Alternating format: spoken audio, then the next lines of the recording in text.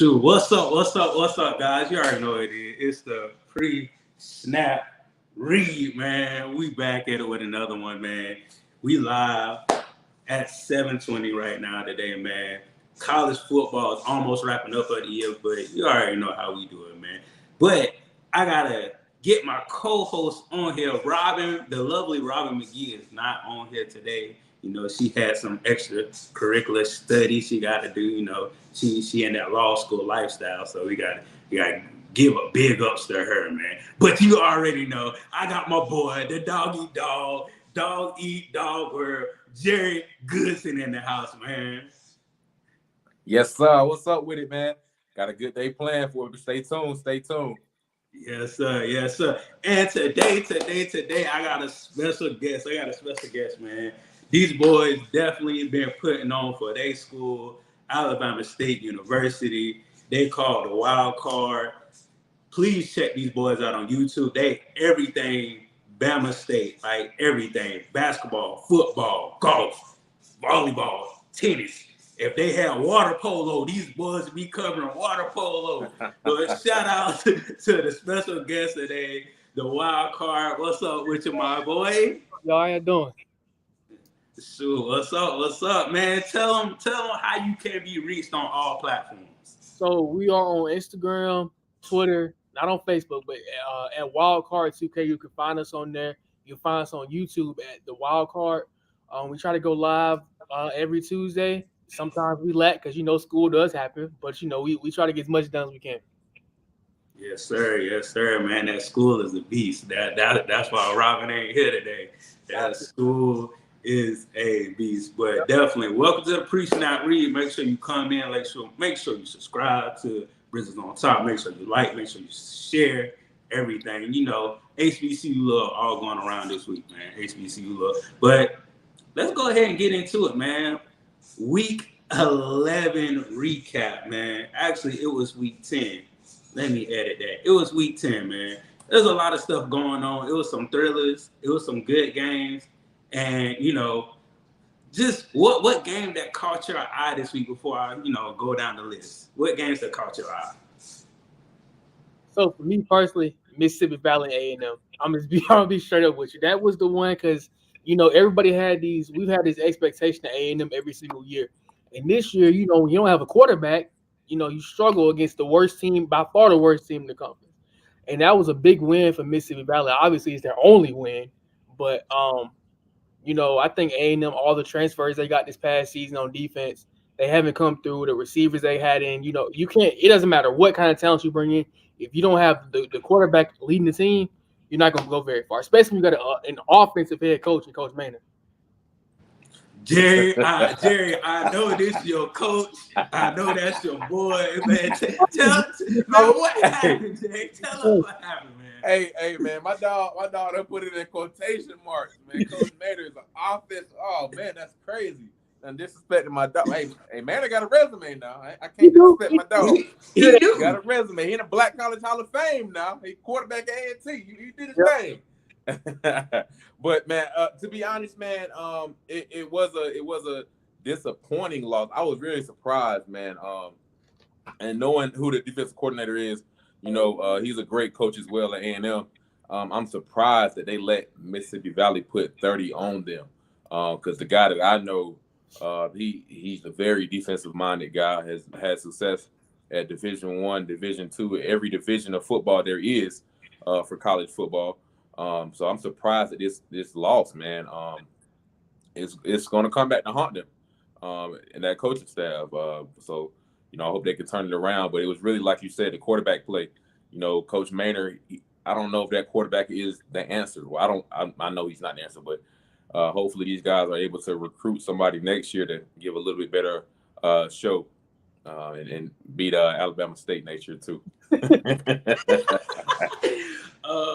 But my take of it, Alabama A&M definitely doesn't have no secondary. Like they secondary is just they can't guard the elephant that was out there. Like I feel like I can go out there and start catching balls and looking like T.O. or Chad Johnson or something, man. It's just a secondary is horrible. Then you put QC late in the game. So like he's playing catch up. And you know, when you playing catch up, it's not that good for your team to play catch up against a Mississippi Valley team. Cause once if you ever been on a losing team and once you get on top, you be like, oh, let's go. I ain't felt like this in a long time. Let's get this dub. So shout out to Mississippi Valley for getting their first win. But Coach Manning, you gotta definitely do something in the off season to recruiting. Like all these 4 stars and 3 stars, you can't rely on that. And we see you got to get actual players that can play the position and that can win you games. Yeah. Next one, Delaware State or South Carolina State. This game went into overtime. Yeah, this was a good game. This game kind of hurt my heart. You already know I'm from South Carolina, so I'm a Bulldog at heart. Delaware State, they did their thing. They came into the house. They actually, put up some points. They made their defense look stupid. Then they took the game into overtime. I think this was like one of the best so far in yet games of the year besides the North Carolina Central game they played. So South Carolina State do be having great games. They just can't get over the top. Like FAMU, they couldn't get over the top. North Carolina Central, they couldn't get over the top. Delaware State, they couldn't get over the top. So they're a couple of missing pieces away from just getting over the top and being the MEAC champions again. Yeah, I mean, I'm really disappointed in this South Carolina State team this year, man. From coming where they came from last year, how they did last year, and what they're doing this year, it's a whole different program, whole different football team. And honestly, man, we'll say they almost getting there, but at the end of the day, that's still an L, and it still goes in that L column. So I'm just really disappointed in this team right now, honestly. So I haven't had an opportunity to really focus in on the MEAC games. What's the issue? What do y'all think is the issue with South Carolina State this year? Because I got a chance to watch. My first time ever watching them was last year when they played Jackson State, and I really felt like Jackson State kind of beat themselves in that game, to be honest with you, as opposed to South Carolina State beating them. So what do y'all feel like is the biggest difference between this team and last year's team? You want to go first, Ron? Yeah, I go first. I think it's leadership.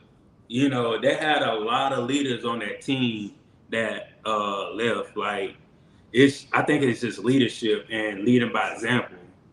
So when you have that leadership on the team and lead by example on that team, you're able to finish the games. You're able to, do a little bit extra before you leave practice. Doing the right things right, not making mistakes, not getting offsides, not doing those foolish penalties when you have leadership on the field.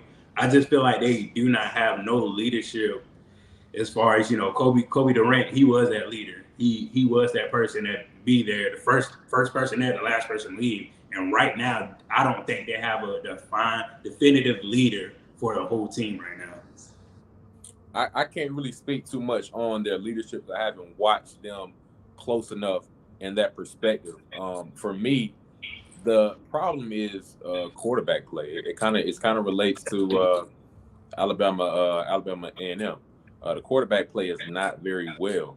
Last year it wasn't necessarily the best quarterback play, but it was to me it was. I feel like they kind of beat themselves. I mean, their defense won that game from against Jackson State, and then they capitalized on their turnovers. So I never their quarterback play was outstanding. It was just more we did enough to win. Right, and that's what I'm saying. They're not doing enough with the quarterback play to win. They have a weapon, on the outside with Shaq. And I think you have to have a great quarterback in order to use a weapon like that. If you don't have a quarterback, like you said, same thing with the A&M game, you're going to lose. So, I mean, this team has great running backs. As we can see, a lot of times their running backs putting up 100, 200 yards a game. But if you only can run the ball, it's not going to take you but so far. Definitely. Jerry, love that. Definitely, they need to get a quarterback. Hey, Buddy Pugh, get a quarterback, bro. It's plenty of quarterbacks in Gaffney, South Carolina. Just go to Gaffney, South Carolina. You can get a quarterback. I promise you. That man telling a Hall of Fame coach where to get his quarterback. Bro. Hey, Jerry. Last time he got a player from Gaffney, South Carolina. Guess how many championships he won? How many? Uh-oh. this Who was? When was this? this was back in the heyday. You know, Malcolm Long, Mr. South Carolina. I mean, he got 3 of them things. He got 3 of them things. Okay. When he had them Daphne boys, you know, coming in strong. But I rest my case.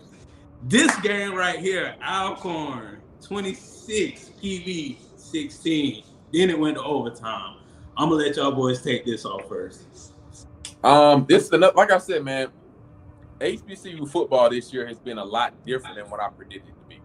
Alcorn State, they have a lot of losses that I thought they were going to win as well. But for them to come back on top and beat PV, that's a big win for them. PV beat a couple teams that I thought they were supposed to lose to. So this year it's kind of hard to predict wins. A lot of teams are winning that aren't supposed to be winning. A lot of teams are losing that shouldn't be losing. So this year it's kind of like everything has been flipped upside down. So for me, I wasn't that high on Prairie View because I saw when we played them earlier this season, we weren't great. And that was a game that we should have won. And right now that game has come back to haunt us a lot. I mean, Trezon Conley, he's a pretty good quarterback. He does enough to win ball games. But the main part of their defense is what has really pushed them further ahead. I'm just not high on them like that. I think they're okay, but they're not putting it in fear of anybody. Besides us, of course. Yeah. Yeah, definitely. I feel the same way. I feel like Alcorn should have a way better record than what they do have with, you know, the team they have. Like, they have a running back that's damn near kind of unstoppable, and all you just got to do is play off your running back and go to the play action pass for if you're Alcorn with Menaire. And PV, I'm surprised they won 5 games. Yeah. Just alone because, you know, just how much hype they had last year, and then come in thinking they're going to lose everything. You lose your coach, you lose your quarterback, and once he left, like, everybody just kind of left and you're sitting in the dust. So PV, PV is a team that can finesse you at the end of the game. That's what type of team they are. They'll hold on until the fourth quarter, make you have a heart attack. Then they'll somehow, some way, will win the game. But they couldn't do it this week. I'm glad Menaire won. That's my guy. I love him. I wish him the best of luck for the rest of the season. But, you know, Alcorn, I feel like they should have had a better record this year as far as, you know, trying to get to the SWAC championship as far as the West Side. Yeah, PV, man, they're not a very good team. Anybody that loses to them, they're probably not a good team either.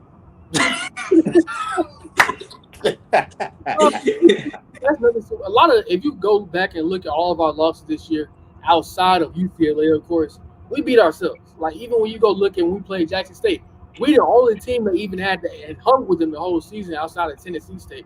But for the most part, Demetrius is young. He made mistakes. We're basically a brand new team in my opinion. But I got a question. Do y'all think Jarvion Howard could could play legit in the NFL? Like, if he goes to draft, y'all think he could draft?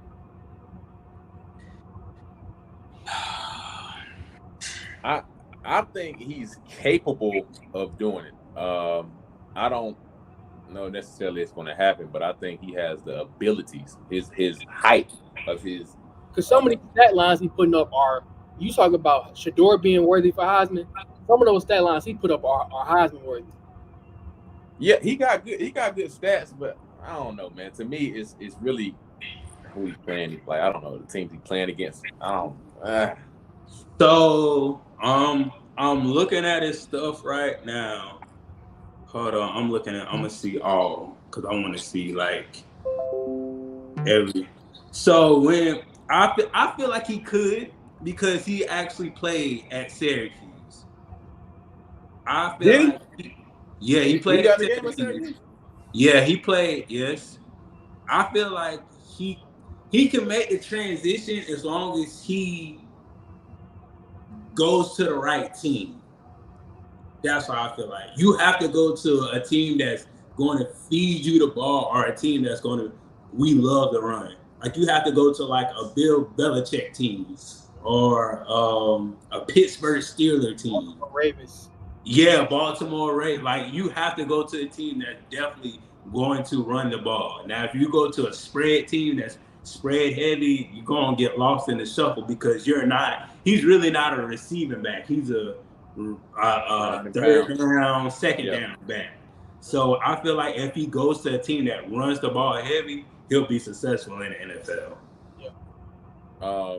But the thing about, backs, like, I don't know, a lot of times the NFL has a hard time. Like, it's not a lot of backs in NFL from HBCUs that I know about. Mm-hmm. And that is a position that I think is hard to translate. Well, not hard to translate, but hard for them to gauge. Oh, is this good? Is this guy really good? Or does he have a good offensive line? Or is he playing against people that aren't good? So it's hard for them to kind of get to the next level. That's why I said what I said. But I think he's definitely talented enough. I think a lot of our guys are talented enough to play the next level. I think they're just not given an opportunity to. Yeah, the running back position is kind of going out of style nowadays anyways. So that, especially for his play style, if you're going to be a running back, you got to be able to do. If you're not good at receiving, you're going to struggle in the field. Yep. Yeah, 100%. Definitely. Sure. Then we're going to go to our last game of last week. FAMU 30, Southern 16. Me and Jerry was at this game. I can say a lot about this game. I'm gonna let y'all go first, and sure. I'm gonna be honest with you. All the reason I'm paying attention to FAMU is because I need us to get the second in the SWAC East, in my opinion. So I'm Southern let me down 2 weeks in a row. They let me down against Jackson State. They let me down this week. So I'm very low on Southern right now. Yeah. Go ahead, Jerry. Go ahead. Yeah, man.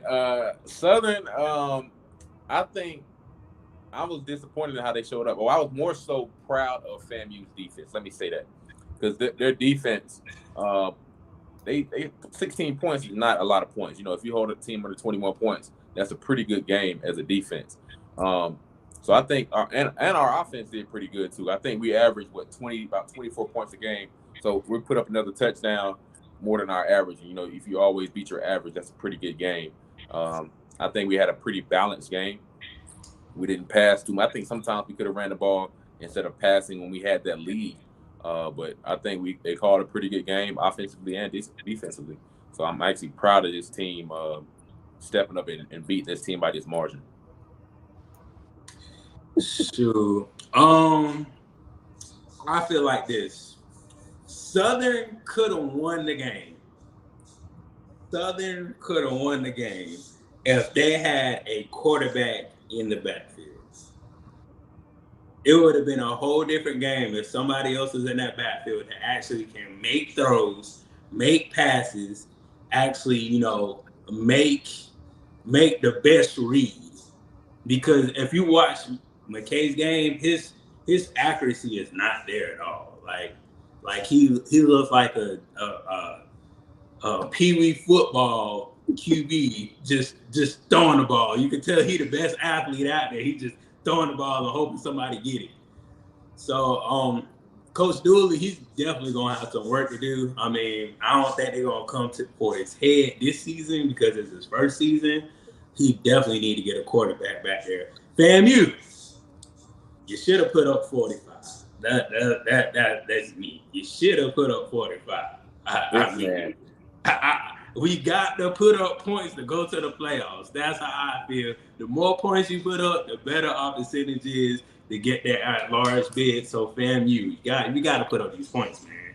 We definitely got to put up these points. Boy, you like Coach Maynard, boy. I tell you what, when I was playing for Maynard, dog, we'd be up 45-0, and dog would say, 9, right? Everybody run 9 routes. We putting up 70 on these boys. Like, can we run the ball?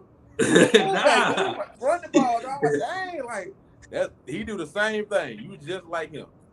Hey, we trying to go to the playoffs. Put up these points. Make us look good. And definitely, if Musa would be missing on wide open passes, he better be glad he's somewhat accurate. I I low key sometimes I can't blame Musa all the time because receivers do be dropping balls. And sometimes I said sometimes. Who was it that it hit the head? It hit somebody in the head on the sideline, though. Shareed. Was that Shareed? I can't believe it hit him right in the face. Oh it hit Shareed like on top of his helmet. Literally, like he hit him on top of his helmet. I can't blame Jeremy for his accuracy, but I can blame Jeremy for you got to get the ball there. You got to get the ball there. Definitely, you got to get the ball there, my guy. Shoot. But next up, HBCU offensive leaders. You know, it's been 10 weeks. People been putting up crazy stats. You know, this whole season, as far as, you know, what they have been doing, what they could have did, or what they could have did better. So, you know, we about to go over a couple of stats. So, you know, these are the passing leaders. You know, in HBCU, the top 4 right here. We got Sanders, clearly number 1. We got Jeremy Musa. We got D. Richard from North Carolina Central, and we got Flowers from North Carolina A&T. My question is, guys, what quarterback are you willing to pick if you had a chance to build your team? I mean, you got to go Shedeur. Come on, dog. Come on, dog. Musa is nice. I like Musa. Like I think he's a better pocket passer than Shedeur to a certain extent. I think he got a little bit more touch. But I'm gonna tell you this about Shedeur. Shedeur, if you watch Jackson State, they stat pad a lot. A lot of they're up, you know, 40 to like 14 in the first half, and then they come out in the fourth quarter, they're still throwing the ball. They don't even take Shedeur out until they're up like 70. Of course. I mean, you look who the coach is. Like, I mean, of course they're gonna do that. Of course they're gonna do that. So I mean, but I agree with you. I think I take Shedeur too. I think his game is a little bit more complete. Yeah. All around. You know, I think, like you said, Musa is a little bit more accurate. But I think Shedeur's game on all aspects are better. Okay. I just wanted to hear y'all say. Me personally, I'll take my boy Richard. He a dual threat quarterback. He can pass and he can run.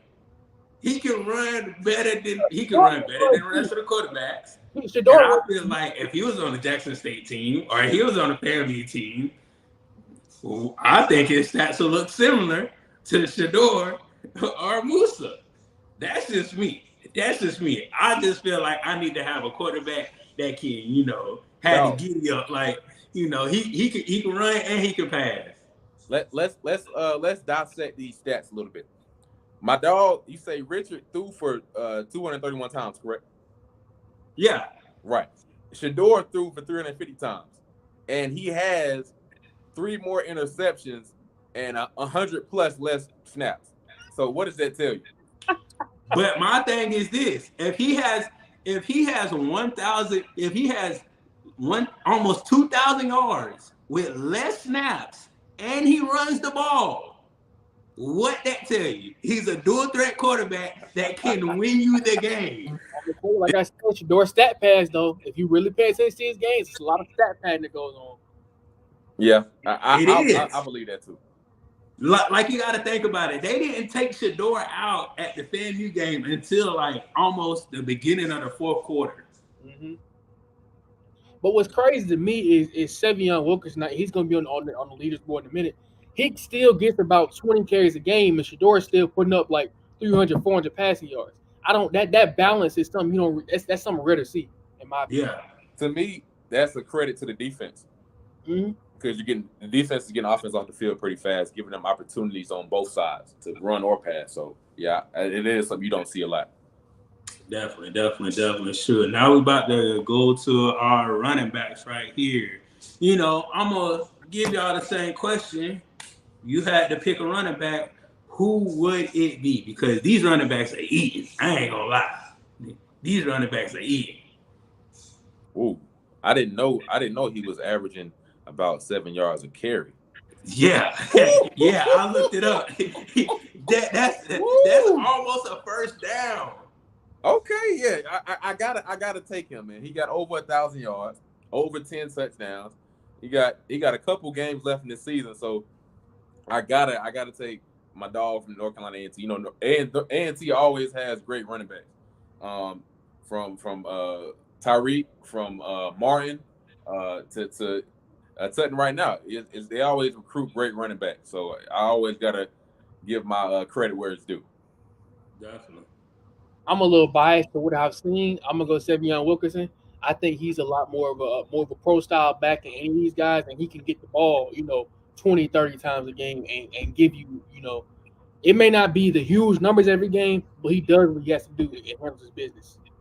Definitely. I think if Savion Wilkerson would have started the game out as a starter, I think he would be 1,000-yard back. He really didn't start this year as a starter. He started as a backup, and he grew his way into, being the starter. And they're a pass first offense too. Yeah, he only got 14 less carries than Tutton out there, man. So he ain't really that far behind. The dude like Howard, he got a lot more carries than Wilkerson. So I mean, that's definitely gonna be a disparity there. But I mean, comparing him to, that's why I had to pick him. He only had 169 carries, so it's not really over carrying the ball. Yeah, definitely. I had to go with my dog with North Carolina A&T because that's 6.8. Yeah, that's something serious. That's what you need. That's what you need in any back right there, man. Then we gonna go to the playmakers, the divas, aka the divas, the wide receivers. Now I could have put a lot more receivers on there, but I just put the leaders. Who are you picking? You could pick two. You can pick two out of these. You can. What receivers are y'all picking, man? I'm taking Shaq Davis and I'm taking Xavier Smith. I really like Shaq Davis a lot. After watching him last year, if you would have asked me this at the beginning of the season, I'd have said Dallas Daniels. Dallas Daniels for his name is Dallas Daniels, correct? Yeah. Okay, I was making sure. I ain't want to say it wrong there, but he's been slipping a lot lately. I don't think, but maybe it's because they got so many other receivers around him. Yeah, that are taking his touches away. But I really am excited to see Xavier Smith this weekend. Can y'all tell me a little bit about him? Maybe y'all want to save this for the later segment of the show. But I like him a lot. Yeah. Hey man, you took the words right out of my mouth, man. Zay Smith, FAMU's own, man. He's a staple guy. He's a guy that I can see playing next level ball. I like him as like a short yardage, like a slant guy, and then because he can make guys miss in open field. His speed, his breakaway speed.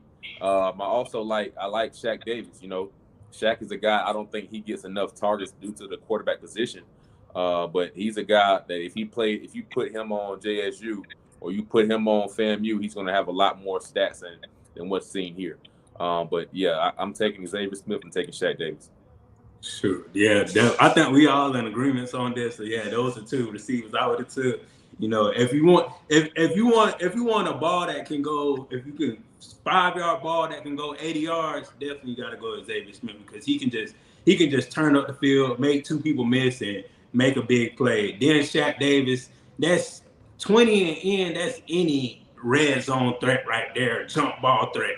You most of the time it's two people guarding him when he's on a jump ball. So like if you can get a jump ball with two people guarding you almost every other time, it's amazing, bro. These two receivers, they should be in their school Hall of Fame, and I feel like these two receivers definitely should be in HBCU Hall of Fame. I'm gonna go ahead and say it. Yeah, I'm gonna go ahead and say it. Yeah. I'm definitely go ahead and say it. Mr. Campbell said our rap boys. Yeah. Oh yeah, the rap boys was different. The rap boys was different back in the day. I ain't gonna lie, Mr. Campbell. That Florida Gulf Coast offense. If y'all don't know about the Florida Gulf Coast offense, I look that thing up. It changed the way that everybody played. Everybody. Shoot. Week 11. This week we got Tuskegee versus Benedict. This is their championship game. Benedict coming out 10-0. This is the first time Benedict has been undefeated since they started the program. So, that's amazing. And Tuskegee coming out 8-2, that's amazing. So these two teams are definitely going to battle it out. It's going to be in Columbia, South Carolina for the championship. Then we also definitely had a game of the week, the SWAC game of the week. I think it's just, in general, the HBCU game of the week. FAMU 72 versus Bama 3-6. That's going to be an amazing game. That's definitely going to be an amazing game. But on our show, we got to give our flowers to a couple of people that showed out last week in week 10, man. It's the Player of the Week award, a.k.a. City Boy Award. If you showed up during the game, you definitely going to tear up the city, man. Definitely tear up the city. Jerry, I know this your running back right here. You might as well go ahead and talk about it, man. Woo! Hey, that boy Tut had 19 carries, dog. He didn't break 20 carries. 19 carries, 117 yards, 3 touchdowns. Not 1, not 2, but 3 touchdowns. Anytime you get over 100 yards a game and as a back, you're doing a great job. Less than 20 carries and doing 100 yards, great job, man. Great job. What did he get, Ron? Man, this boy's tore Charlotte, man, again. They getting tired of him coming to Charlotte and tear the city up. This boy get a City Boy Award. City Boy! City Boy! This boy get a City Boy Award, man. He tore up Charlotte. He said, peace out. I'm going back to A&T, man. I'll catch y'all boys later. Hey, Wildcard, go ahead and get this one right there. This is a 4-time award winner this on my show. Man, okay. So now that I'm seeing the stat line, because I don't have opportunity to really watch them, 200, almost 300 passing yards with 100 rushing. That's some. Y'all know how many carries he got? How many carries it was? Hold on. I can look it up for you right quick. Shoot. It can't be more than 10 to 12, dog. Ain't no way he just carrying it like that. Nah, he carried him like that. That's all I know. Hold up. That's Lamar Jackson. We about to go to it. Yeah. That is Lamar type numbers. Yeah, bro. This that's why I said I'd rather have him at quarterback. 7 carries.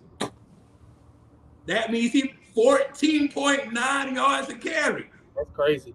So, Ron, you knew I did not know he performed like this last week. Yeah. Wow. Yeah. So Ron knew that. That's why he picked him. That's a good pick, Ron. I'll give you that. That's a good pick.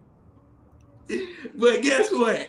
This boy is a full-time award winner on our show. I ain't even got to say no more. I really don't, because he always been showing out, always been rushing touchdowns, passing touchdowns. This boy get City Boy! City Boy! City Boy! City Boy! He get a City Boy Award, man. I love this guy, man. Big props to you. We definitely going to see you in the celebration mode at Jackson State, man. Definitely. Shoot. Man, we got my boy Washington, man. This boy was eating. When I say this boy was eating, yeah, Jerry, this boy was eating. I had to look on ESPN 3 times to make sure the stat was right. 10 carries, 102 yards, and 2 touchdowns, boy. He was getting it. He was getting it. He snapped out. He said we in the hole and we ain't coming out till I'm done. You already know this boy get a City Boy! City Boy! City Boy! City Boy! Sure, man. Next quarterback right here, Jerry. Hey, Jay Fowler, 22 for 33 for 254 for 2 touchdowns. North Carolina A&T. You know he was handing the rock off to my boy Tutton all game, but he had to show out here, get his own little stats. So shout out to him. They carpooled to Charlotte this weekend, man, and tore the city up, head back to Greensboro. What they get, Ron? Man, like I said, they was with the baby and J. Cole. They was like this in the club with him. Hey, this boy get a City Boy Award. City Boy! Sure. City Boy! City Boy! And last one go to you, Wildcard. I know this your guy right here, Like man. I said, 26, 214. It's so simple, man. It's so simple. Like I said, it's still crazy to me how they still getting him 26 carries and Shedeur still getting, 40-something passes a game. I don't understand how that works. But, he's special. I think he really does have NFL talent. Not as an every down back, but maybe that third down back, that short yardage kind of back. Definitely. Straight up at the jack and don't know how to act and get that boy the ball and he gonna run it right back. Big dude. He get a- City boy, city boy. Hey, Ron. City boy. Yo, He kind of reminds me of anybody watch Damian. I think it's Damian Pierce for the Texans. He kind of reminds me of him. His playing style, kind of a short distance back, but strong, hefty type of guy. So yeah, he is a next level type of guy. Yeah, definitely. And these are some honorary members. I know Jerry gonna get on to me. The only reason why I didn't have Shador and Jeremy on there because they usually pass for 300 yards. Now this is a typical game for these two. That's why I didn't have him on this. That's why I didn't have him on that, Jerry, because I know Jerry gonna get on me. He's gonna be like, bro, this. I'll be like, bro. Balled against us. What you say? I said, I'm glad y'all put Jalen Jones in there. He balled against us. He went crazy. Oh yeah.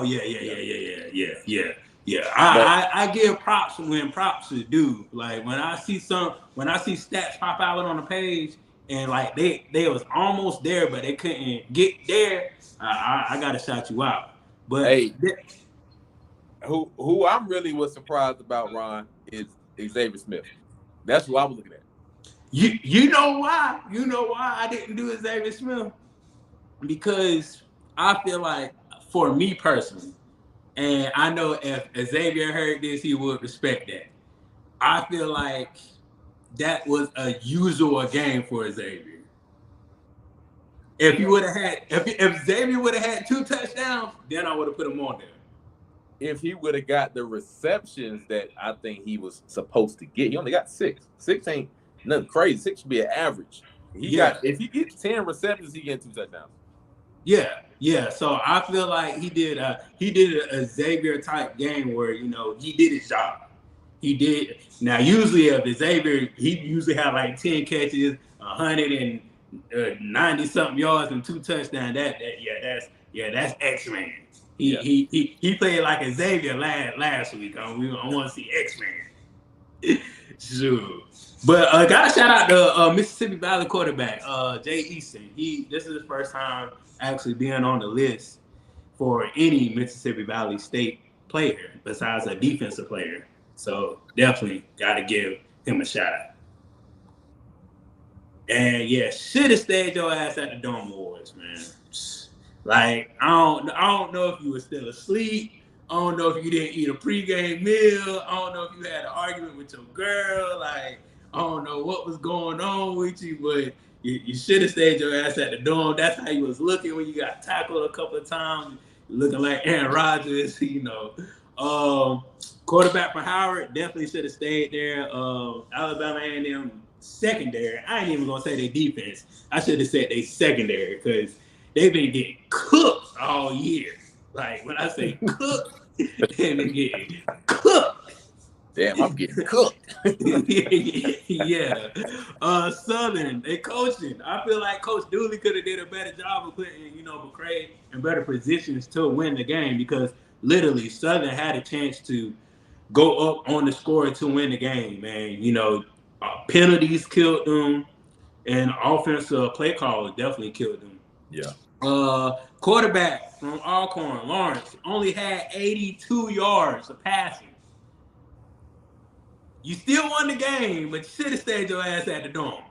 Because 82 yards, that ain't going to cut it.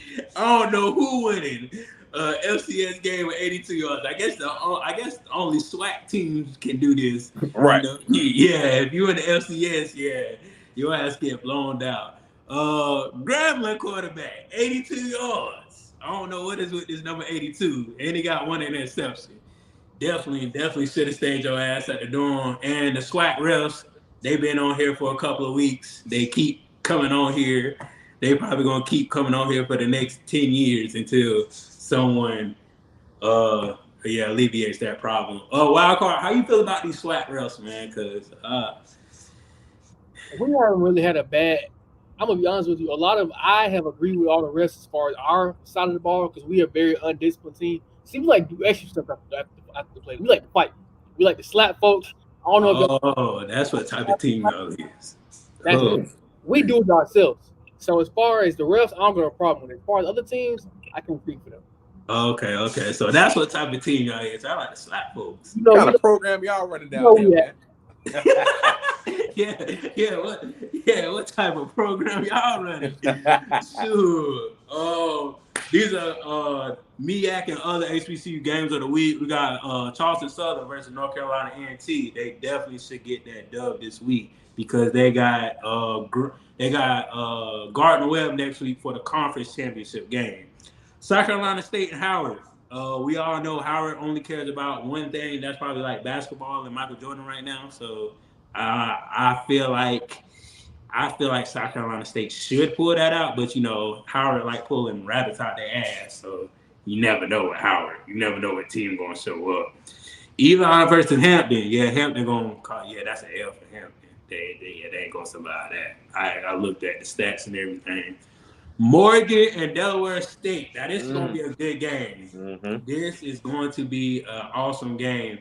If you can tune into this game, please do.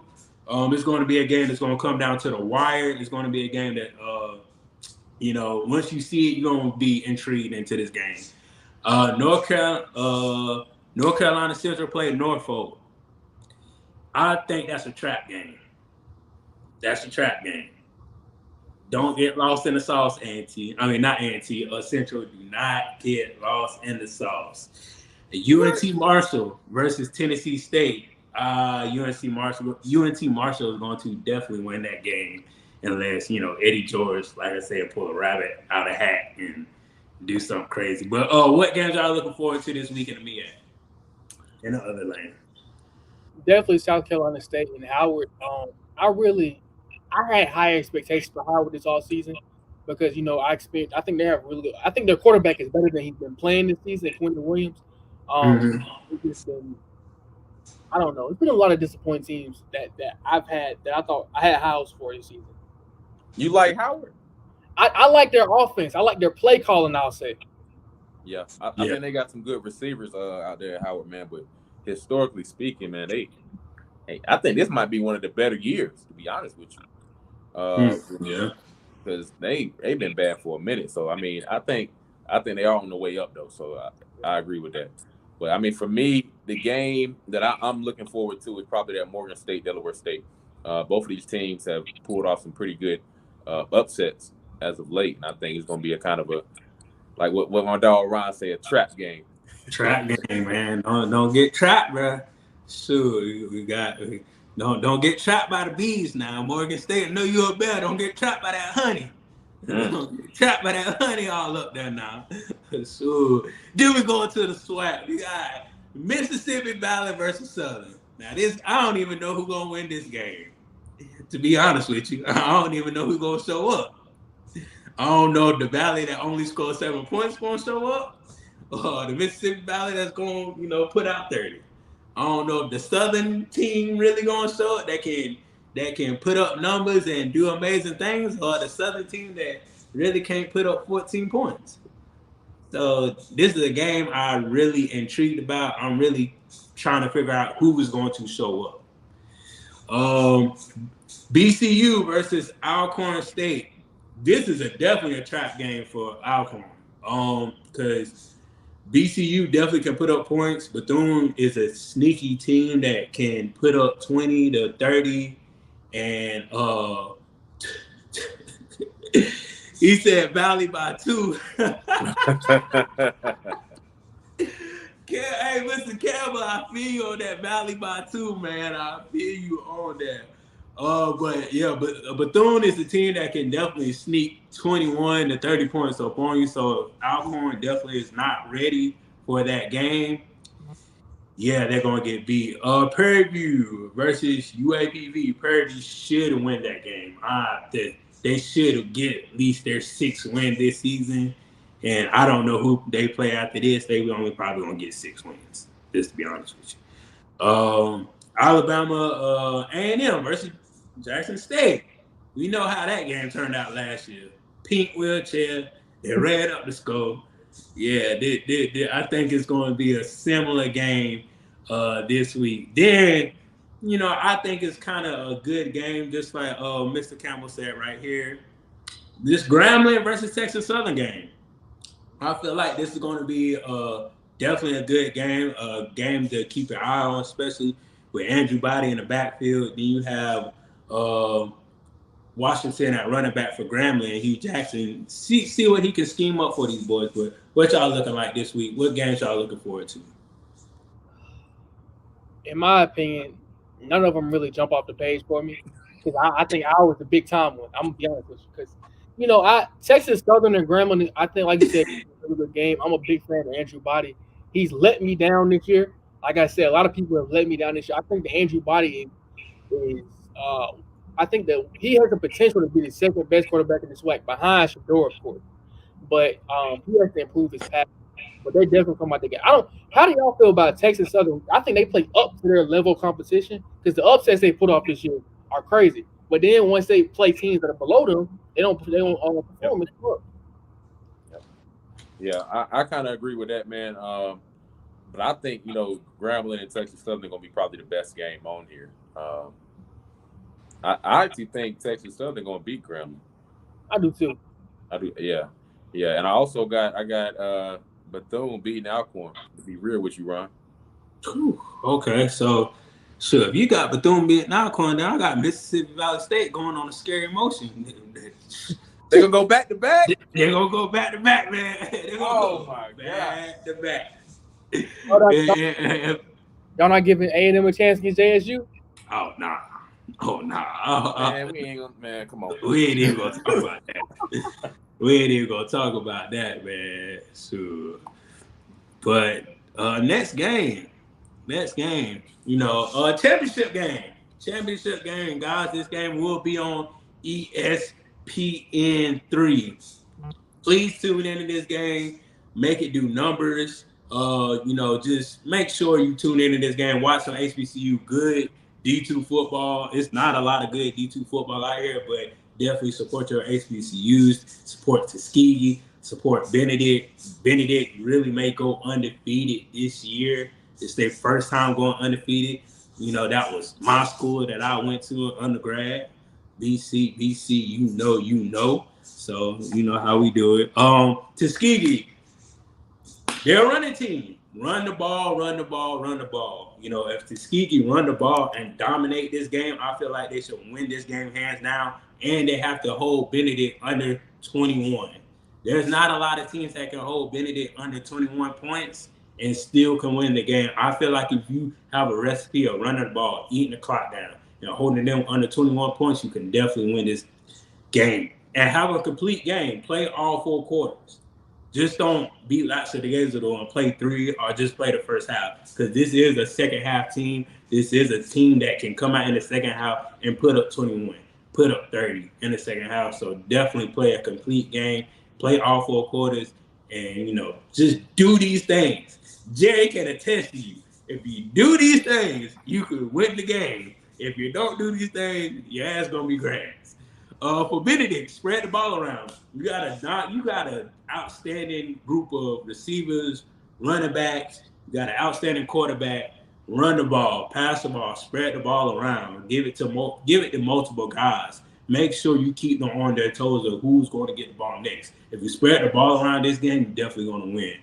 Don't change up the game plan. You had the game plan all year about spreading the ball around, staying true to your defense, your secondary, the top-notch defensive players on your team. So hound into that. Use your secondary.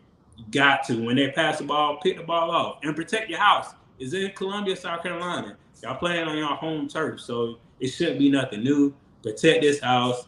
And definitely, these are the keys for Benedict to win the game. Jerry, what is your score, your analysis of this game, man? Before I get to that, I got to get back to something you said, Ron. Ron said there's not a lot of good Division II football. Me being a Division II athlete, I'm not going to be able to take that. My bad, Jerry. My bad. I'm sorry, Jerry. I'm sorry. My bad. Winston-Salem State. What's up, y'all? My bad. I'm sorry, Winston-Salem. Y'all, Bowie State.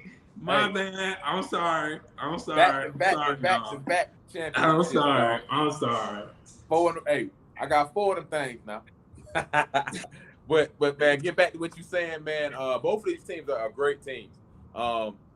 Tuskegee, I played them when I was in school, man.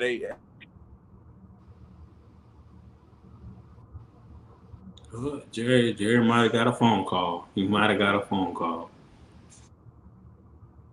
Yeah, he got a phone call. Hear me? Yeah, okay, you good now. You good now. You good. Yeah. My phone was tripping, man. See, you get me riled up by Winston State. My phone start messing up. Shoot, the government heard you. But back to what I'm saying, man. Tuskegee, man, is a great atmosphere to play in, man. It's probably the best atmosphere I've ever experienced. At a Division II HBCU. But they're not playing at home, so they're playing in South Carolina. I do think their fans travel really well. I played them twice, 2013 and 2014. We actually played them in Cleveland in the Brown Stadium. Their fans travel to that stadium, so they're going to travel to South Carolina. And they're one of their best players. Their running back, he's doing pretty good this year. He has 790 yards. He's a smaller guy, quick type of guy, averaging about 7 yards a carry. So I'm expecting this team to do very well against Benedict. The one thing I'll have to say, Ron, if you ain't never get no girls, and the first time you bring a bad one to the room, what happens? You nut up real quick. And that's what's going to happen to them boys at Benedict. Real quick, dog. Oh, okay. Jerry, remember what happened last time you went against Benedict, right? I do. But this is not the championship game. The championship game is what all the marbles are for. You played it every game to get to this game. Hey, man, them boys think it's going to be a high-scoring game, but they're going to lose in the last second, dog. That's what's going to happen. It's going to be – the end of the score is 45-43. Okay. Wild card, what's your score of the game? What's your analysis, man? I think it's going to be a low-scoring game. I'm going to go actually 24-14 Tuskegee because I think if you can run the ball, which they like to do, you can keep their high-scoring offense off the field. So if you control that clock and keep the offense off the field, which is your best defense in that situation, I think it's going to be low-scoring. I got Tuskegee. Okay. Well, since y'all going against my school, I'm gonna pick my school to win. I feel like this game is going to be a mid-scoring game. It's not going to be a high-scoring, not going to be low-scoring. I think it's going to be around, I'd say about 28-24. 28-24. Benedict. They should win this game. They're at home. You know, BC, you know. But definitely, guys, catch this game out on ESPN 3. I think it's at 2 or 3 o'clock. But definitely catch out the championship game, man. And this game, what we here for? This is why we here. This is that game of the week. This really was the only game of the week for everybody. We have FAMU, going against at-large bid. If they lose, they do not have the at-large bid no more. If they win, they get an at-large bid. Then they got to continue that winning streak. We got Bama State. They're trying to be number 2 in the East. They're trying to solidify themselves with a new head coach, with a new offense, and just a new swagger to their team. So, this is literally a good game. It's in Alabama. So, it's a lot riding on this game. I feel like this is going to be one of the best SWAC games we saw all year besides, a couple of JSU games. And, I just feel like this is going to be a good SWAC game. It's going to be a good rivalry game. I just hope, we just get a good game, come down to the wire, and whoever comes out on top, man. But Bama, actually, I'm because you are a Bama State aficionado. What do they need to do to win the game? Because I ain't even go over my stuff. I feel like, I ain't no aficionado of Bama State. You are. So, Wildcard, what you think they need to do to win this game, man? For one, it all starts the offensive line. Our offensive line has been bad all season. They've gotten better in recent weeks. And, we have a backfield of running backs that are lethal. Ja'Cory Merritt and Santo Dunn and Juwan Howell, and we like to run the ball with them. Unfortunately, they're not able to show their skill set and pick up those yards like we would like them to because the offensive line, you might as well be playing, what is it, 16 on 4. Honestly, with the way they have to run the ball. But like, I'm confident in our team. I think Demetrius has picked himself up, got himself together over the past couple of weeks. As a freshman quarterback, you get better week to week. That's the most important thing. I still wish Levante Chenault, he went out early in the season against Jackson State. That was one of our better receivers. He didn't get the opportunity to show what he could do throughout the SWAC play, but I'm excited to see what our offense can do. Our defense, I'm not worried about. Secondary is bad, but if Bubba's the best defensive player in the SWAC. Colton Bubba Adams is the best defensive player in the SWAC. I don't care. Nobody say defensive player of the year. He gonna shut that Jeremy Musa stuff. Whatever they got going on running wise, that all that shut down. Shoot, Jerry, I'm gonna let you go next. You don't think Bubba the best one in the SWAC? No, I ain't say that. I mean, I don't think he is either. But I mean, I don't think he's gonna shut down either one of them. I don't think he's gonna shut down the running game or he's gonna shut down Musa. Okay, that's a good point. He's a great player, but to shut down weapon after weapon after weapon, that's a lot. That's a lot. I don't think he's gonna do that. But I mean, I'm glad you feel so high up, and you're telling your team all this. They've been proving me right all season. Aubrey Miller's a great player, but I think you got to take into account what Aubrey Miller's playing around. He got other great defensive players around him. Bubba is the main attraction in our defense. We got some great players around him, but I judge players based off their production, what you have around you. If you can do a lot with a little, based on doing a lot with a lot, I think you got to take that into account. Yeah, I agree. Yeah, I agree. I mean, because me personally, I think Isaiah Major the best defensive player in the SWAC. That's how I feel. Mm-hmm. Yeah, I like Major too. Yeah. I'm not gonna say he's the best in SWAC, but I like him as an athlete. I think he's a top player in SWAC. Yeah. Yeah, you can say that, definitely. Yeah. This is how I feel, what shit goes on in the game. Bama State, get 2 turnovers. I don't know how you gonna get 2 turnovers, make Moose out there on interceptions, let him get a fumble, strip ball. If you gotta gut check somebody, just gut check somebody. Get 2 turnovers. You gotta get 2 turnovers. Control the clock. If you control the time of the game on offense, you will definitely win this game. FAMU is a team that if they have the ball, majority of the time, they're going to keep your defense on the field the whole time. It's going to be a 12-play drive. It's going to be a 10-play drive. It's going to be, it's a one-hitter quitter. Then they're going to bring you back on offense. It's going to be a shutout. Bring you back on offense. Then they're going to drive the ball down the field. So if you control the game from start to end, you definitely got one of those keys a lot to the game. And let Davis be an athlete. He's not the best quarterback, but he is still a quarterback.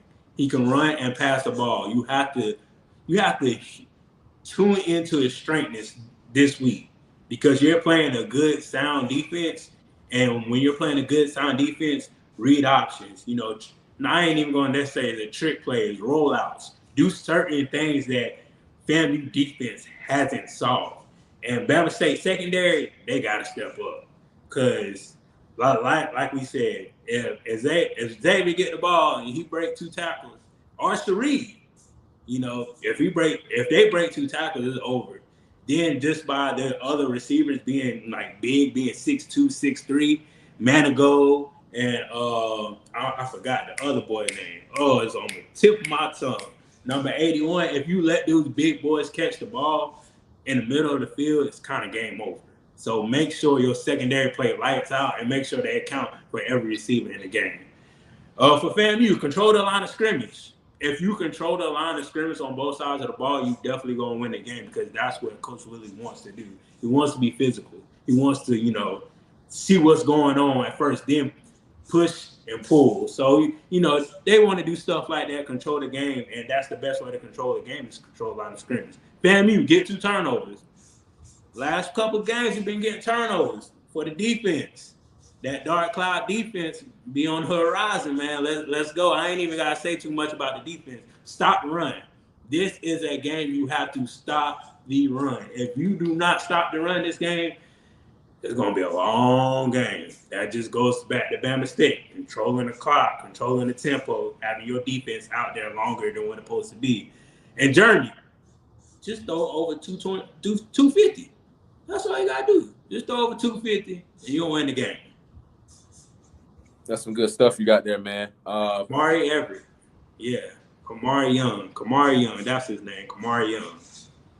That's some good stuff you got, Ron, man. I think the thing that stands out to me is the 2 turnovers at FAMU. To get 2 turnovers. I think that's going to happen. I think he's going to throw a pick.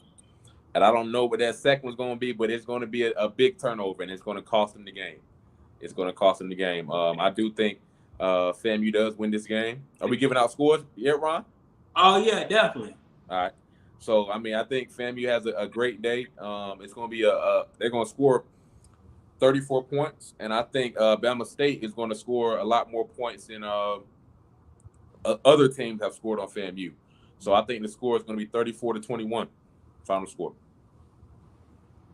We ain't gave up 34 points all season. We didn't get up against Jackson State. I think the most points we gave up was 26. But that was to them, right? Yeah. Yeah. I'm going to say no. I lied. Most points we gave was UCLA. That was about 45 points. So who was that too? Who was that again? UCLA. I mean, that's you. That don't really. I don't count it. Yeah. But I'm gonna go. I think it's gonna be a low scoring game. I think it's gonna turn into a defensive game.